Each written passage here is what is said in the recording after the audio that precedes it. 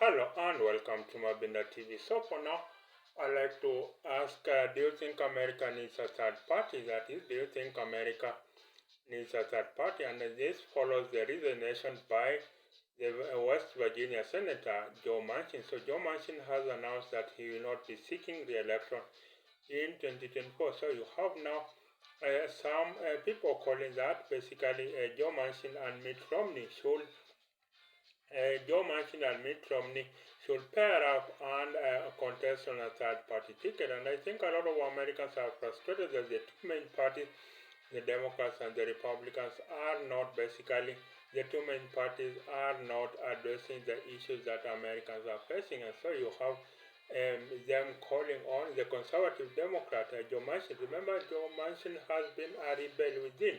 Of course, you have even Senator Bernie Sanders saying that he will sponsor our primary candidate. He will have sponsored our primary candidate against Joe Manchin because they are frustrated. Joe Manchin basically did away with that is Joe Biden's social safety net, socialist bill that he had intended. I think it was $3 trillion, and he had it cut down to just over $1 trillion.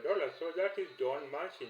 Basically, he is a conservative Democrat. So that is Joe Manchin. And of course, you have Mitt Romney. Many Republicans are not fond of him. The Trump base is not fond of Mitt Romney. They say that basically he is a Reiner, that is a Republican in name only. So basically, you have Joe Manchin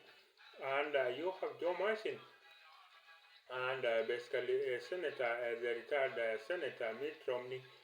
All of them, the two, that is, you have proponents arguing that they should be vying on a third-party ticket. That is, they should be vying on a third-party ticket. That is, Joe Manchin for maybe one of them could be presidential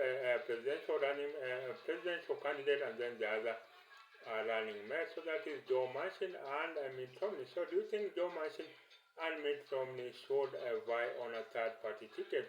Do you think the two parties are broken? That is the Democrats and the Republicans. Do you think they are broken? And maybe that is what we need to ask for now. So you let me know on what you think of Senator Joe Manchin, and whether you think that basically Joe Manchin and Mitt Romney should vie on a third-party ticket. So that's it for now. That is it in the Making America. So that's it in the Making America. And then, of course, in African perspectives, I'm asking, why do you think African leaders overstay in power? That is, why do you think African leaders overstay in power? You remember, Yoweri Museveni, on capturing power in 1987, said that basically the problem with African leaders was overstaying in power. So that was the sentiments of that is Yoweri Museveni, saying that basically the problem with African leaders was overstaying in power. But now the shoe is firmly on the other foot. You have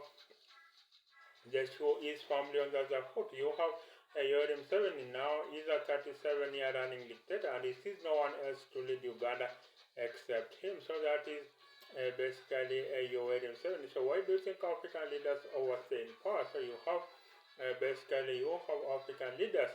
I think they don't know that the essence of a great dancer is in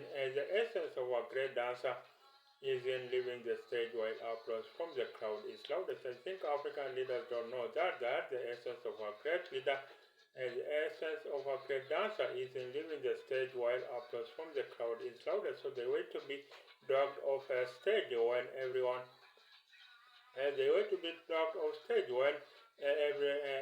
audience has stopped clapping, and basically the applause has stopped, and basically even the audience has left the auditorium altogether. So that is in Africa perspective. I'm asking, why do you think African leaders overstay in power? Then I think I will move over to ideas, and in ideas I'm asking, can a company have the resources of a multinational and the speed and agility of a startup? That is, can a company have the speed and agility, have the resources of a multinational, but have the speed and agility of a startup? So you have basically a company that has huge resources, but then you find it cannot innovate. So you can have Motorola and Nokia.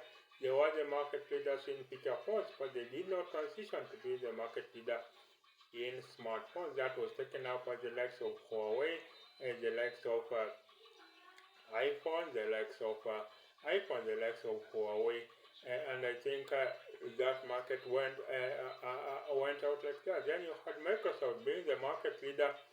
You had Microsoft being the market leader in maybe in personal computing software. So, but did not transition to be a market leader in internet search. That was taken up by Google, which wants to reorganize the world information architecture. That is basically Google. So Google, I'm asking, can a company have the resources of multinational yet have the speed and agility of a startup? So basically, you had Microsoft, and of course now transitioning to be the market leader in internet search as an internet giant. Then from there you have Google itself being the market leader of search, but did not transition to be the market leader in social media. That was taken up by the likes of Facebook, TikTok, Instagram, and of course you have Google. That is, it had to stop its social media that is entity, that is Google Plus. So Google Plus is no longer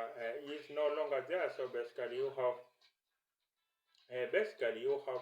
that is Google not transitioning to be a market leader in social media. That was taken up by the likes of Facebook, and maybe now we will have the social media companies will not transition to be the 3D augmented reality. Of course, the next big thing is 3D augmented reality. It will affect fashion.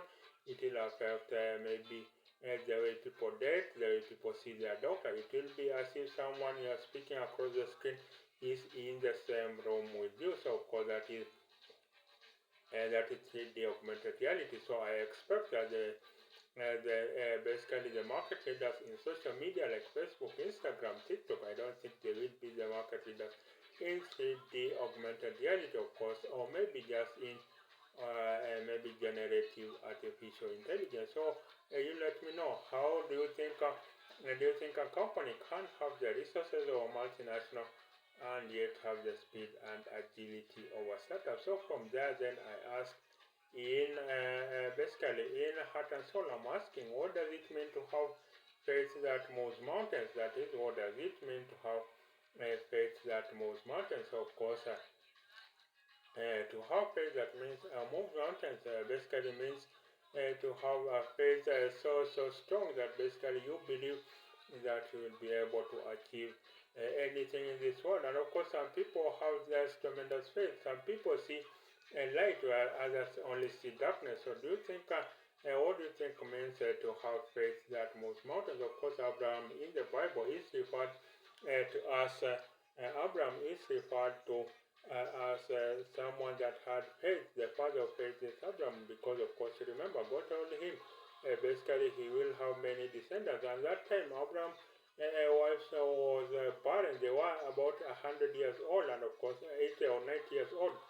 Of course, that is not the age to have kids. Of course, you just imagine someone tells you that basically I will bless you. You will be the father of many nations. But at that time, you don't have even even a kid of your own, so you can imagine that. So that has been Mabinda TV for now. This is the home of compassionate conservatism, where I advocate for a fine balance, a sweet spot between individual creative genius excellence as supported by capitalism and society excellence as supported by equality of opportunity. So in essence, we are calling for capitalism with a human face, that is capitalism with a human face. So bye for now, till the next video.